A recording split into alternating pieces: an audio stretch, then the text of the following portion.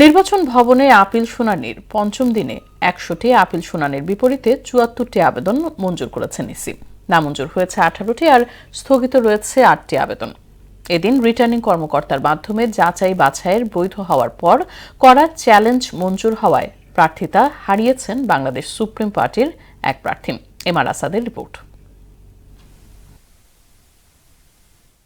ত্রয়োদশ জাতীয় সংসদ নির্বাচনের মনোনয়নপত্র ইস্যুতে রিটার্নিং কর্মকর্তার সিদ্ধান্তের বিপরীতে আপিল আবেদন চলছে নির্বাচন ভবনে। আপিলের পঞ্চম দিনে ১০০টি আবেদনের শুনানি হয়। এতে প্রার্থিতা ফিরে পান বেশ কয়েকজন। আমার 1% যে পেপারসগুলো নথির সাথে শামিল না থাকায় পরবর্তীতে আমার নির্বাচন আমাকে অবৈধ ঘোষণা করে হয়েছে। আমার আপিল করেছি। আজকে 7 সদস্য বিশিষ্ট অ্যাফিলেট বোর্ড আমার আপিল অনুমোদন করেছেন। ইনশাআল্লাহ আমি নির্বাচনে অংশগ্রহণ করতে পারবো। 1% ভোটারের যে ইস্যুটা, এটা অনেকে আসলে বড় বড় যে দলের একটা প্রভাব থাকে, সেই ভয়ে অনেকেই দিতে চায় না। প্লাস হচ্ছে আমাকে সমর্থন করছে, আমার জন্য দোয়া করছে, বলছে আমাকে ভোট দেবে, কিন্তু ওনারা সিগনেচারটা দিতে চাচ্ছে না।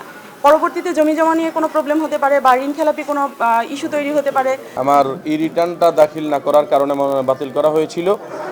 আলহামদুলিল্লাহ আজকে আমরা আপিল করার পরে আজকে আমাদের মনোনয়ন বৈধতা ঘোষণা করা হয়েছে।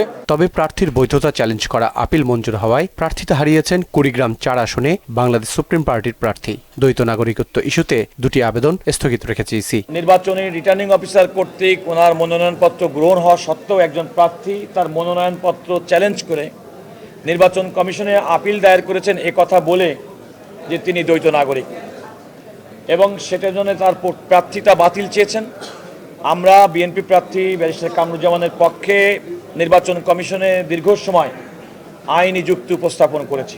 ভোটারের তালিকা বেশি দেওয়া হয়েছে 287টা, এবং এমনকি আপনাকে দেখা দিতে পারবো যে ওনাদের ইমপ্রিন্ট অর্ডারেও ভুল আছে।